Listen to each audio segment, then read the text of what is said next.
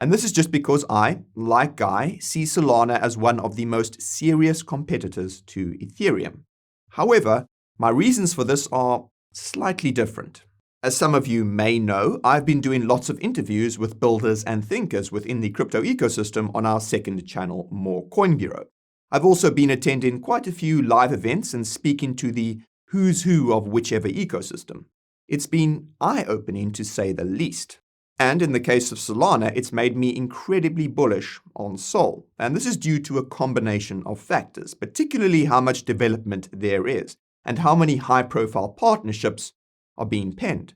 One that comes to mind is Visa testing payments on Solana. And you'll recall, Solana payments could be big.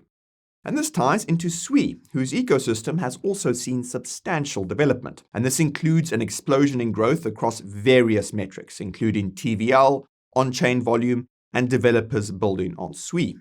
In fact, it was one of the fastest growing non-EVM chains in recent months, and the second largest non-EVM chain in aggregate. And it's not just the current growth, but also the future plans that SWE has for onboarding more developers building with Move. And this was all recently discussed in an interview I did with Adonai Abiodun, the co-founder and CPO of Miston Labs. The link to that interview is right over here for you to enjoy, by the way.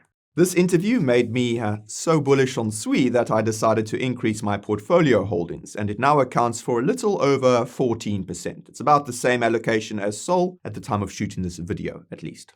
Now, beyond Adonai, there are also some really strong team members at SWE. If you're familiar with the project or watched our most recent update on it, you'll know it's one of the two cryptos that arose from the ashes of Libra, Facebook's failed digital currency project.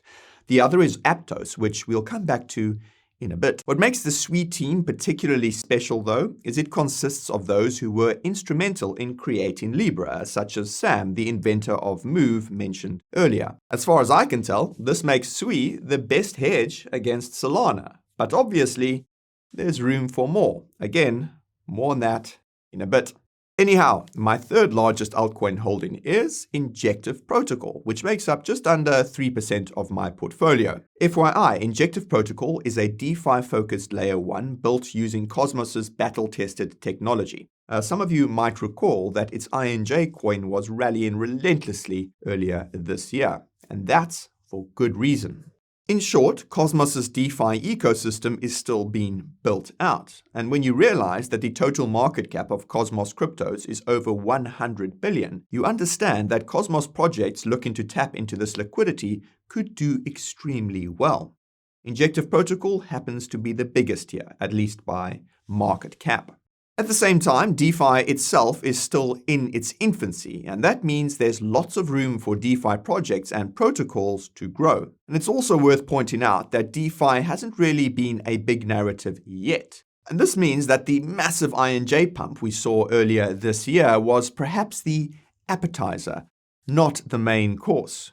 Food for thought, pun intended. Dad jokes aside, the last crypto in my portfolio I'll tell you about today is Near Protocol, which is arguably one of the most underrated cryptos on the market. So much so that we actually included Near in a video about that very topic.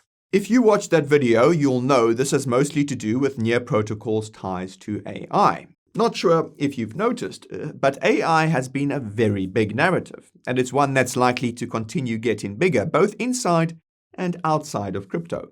Of all the AI cryptos out there, Near Protocol is one that's the most legit in my eyes.